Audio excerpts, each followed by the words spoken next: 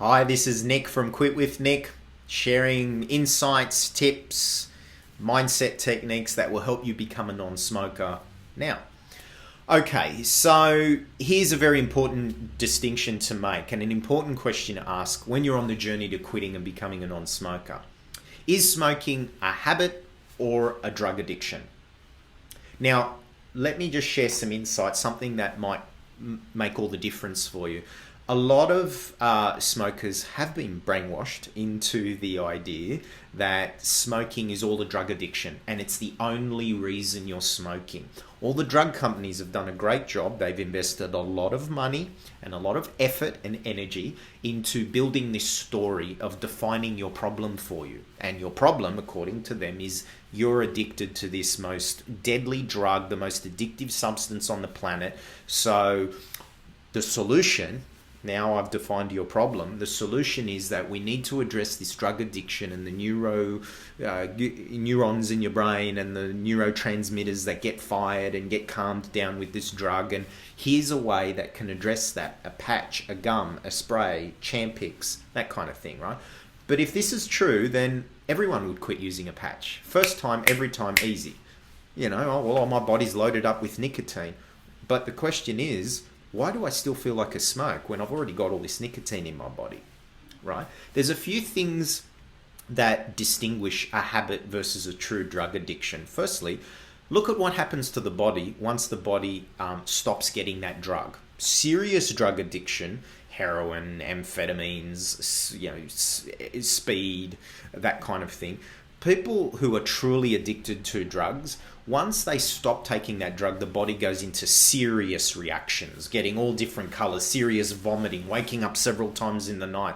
These are serious side effects that no one gets when they're smoking. No one, no matter how many cigarettes a day, you don't go through those kind of withdrawals, right?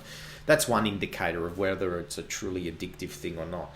People who are truly addicted to a substance cannot physically function unless that drug is in their body. So there's a bit of a distinction there. Also, another distinction is if the smoke and the chemicals in the smoke were truly addictive, then anyone breathing that in secondhand would then feel the need to go away and start smoking, but they don't.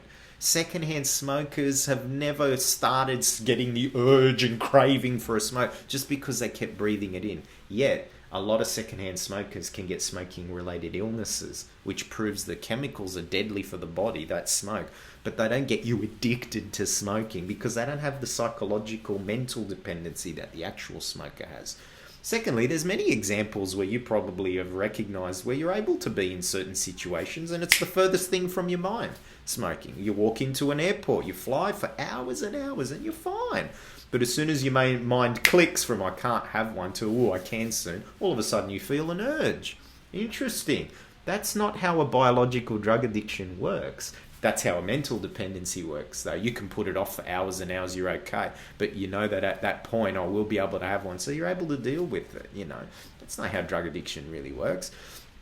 Also, pregnant women. I have seen a few pregnant women in my time. If smoking and the chemicals in cigarettes were truly addictive, then women who are smoking would be giving birth to babies who were addicted to nicotine, withdrawing and serious withdrawal. Sure, there's a risk factor. Of course, we know these days there's a risk factor that babies can be premature, small, colouring, but they're relatively fine usually. Whereas a heroin mum that gives birth to a baby, there's no if, buts, maybes or whatever. That baby's going to be a heroin addict when they're born, guaranteed every time, So there is a big distinction between something your body is addicted to and something your mind is addicted to. But of course, the interesting thing is your mind and your body are connected. What goes on in the mind, your body starts to feel, and when you're feeling something, that affects your mind and thinking. So there is a bit of a loop there. But if you know how to work with the mind, you can change what you're feeling in the body. That's why hypnotherapy works so well. Anyway, just the distinction, something to think about. So, and in following videos on this page, other videos, I'll give some habit breaking tips and techniques too. So this is Nick from Quit With Nick. Feel free to share, tag anyone that might be on the quitting journey. To your health. Take care. Bye-bye.